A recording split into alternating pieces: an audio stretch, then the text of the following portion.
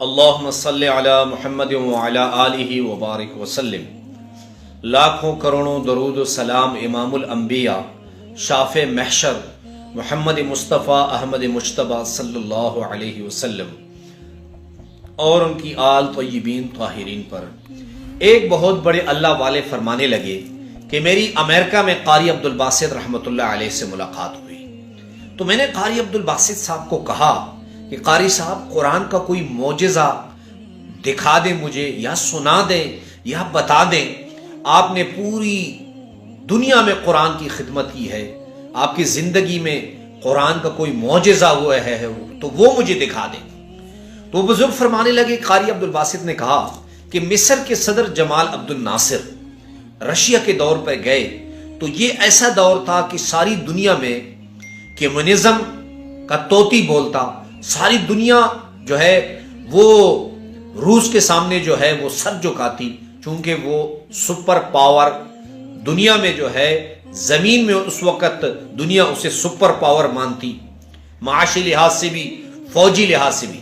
تو کہتے جمال عبد الناصر جب ماسکو پہنچا تو سارے دن کی مصروفیات کے بعد جمال عبد الناصر ہوٹل آئے تو کچھ روسی دانشور وہ بھی جمال عبد الناصر کے پاس ہوٹل آئے اور انہوں نے جمال عبد الناصر کو کہا کہ آپ اسلام چھوڑ کیوں نہیں دیتے، آپ کمیونزم اختیار کیوں نہیں کرتے؟ اگر آپ نے کمیونزم اختیار کر لیا اور آپ کو کہتے ہیں، آپ کو سمجھ آئی کمیونزم کسے کہتے ہیں؟ کمیونزم اسے کہتے ہیں کہ دنیا کا وجود جو ہے وہ خود پیدا ہوا ہے، دنیا میں اللہ کا وجود نہیں ہے۔ تو کمیونسٹ یہ مانتے ہیں کہ اللہ اور اس کی ذات ہے ہی نہیں، نعوذ باللہ من ذالک۔ تو جمال عبد الناصر کو کہنے لگے کہ آپ کیوں کمیونزم اختیار نہیں کرتے؟ ہم مصر میں سٹیل مل کے جال لگا دیں گے، آپ جو ہے آپ کا مصر ترقی کرے گا، پیسوں کی ریل پیل ہوگی۔ اور انہوں نے قرآن پر بیش بہا اعتراض کیے، اتنے اعتراضات کیے۔ جمال عبد الناصر نے اپنی طرف سے اس کے جوابات تو دیے، لیکن اس کے باوجود جمال عبد الناصر کو تسلی نہیں ہوئی، اور دل میں یہ بار بار یہ خیال آتا کہ اسلام کا صحیح آئینہ ان کے سامنے واضح کرنا چاہیے تھا، جو مجھے کرنا چاہیے تھا وہ میں کر نہیں سکا۔ بہرحال اللہ کی شان ایسی ہوئی کہ 2 مہینے بعد پھر موقع ملا رشیا کا، تو قاری عبدالباسط صاحب کو پیغام بھجوایا گیا کہ آپ بھی تیار رہیں۔ تو قاری عبدالباسط صاحب نے کہا کہ بھائی میری ضرورت تو سعودی عرب پڑتی ہے، پاکستان، لیبیا پڑتی ہے، فلسطین میں پڑتی ہے، ماسکو جانے کی میری کیا ضرورت ہے؟ تو کہتے ہیں جمال عبد الناصر نے کہا کہ آپ کی ضرورت ہے۔ کہتے ہیں ہم پہنچے، دن بھر کی مصروفیات کے بعد رات کو جب ہوٹل جمال عبد الناصر آئے تو وہی روسی دانشور جمال عبد الناصر کے پاس آئے اور قرآن پر وہی اعتراضات کیے جو 2 مہینے پہلے کیے تھے۔ تو جمال عبد الناصر نے کہا کہ آج اس کے جوابات میرے پاس ہیں، اور کہتے ہیں مجھے کہا قاری صاحب اب تلاوت شروع کریں۔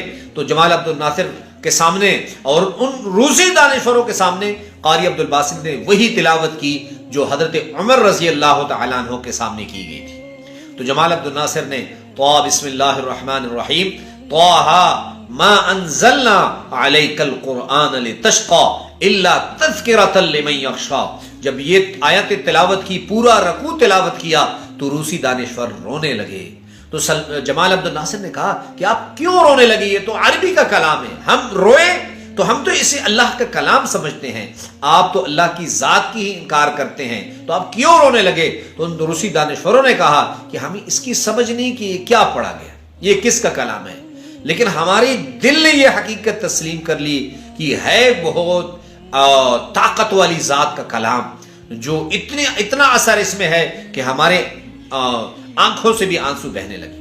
تو میری غرض یہ ہے، یہ رمضان المبارک کا مہینہ ہے، آپ نے اس مبارک مہینے میں کون سا وہ عمل کرنا ہے جس سے آپ کی نیا پار لگ جائے، جس سے ساری زندگی میں برکت ہو، نیکیوں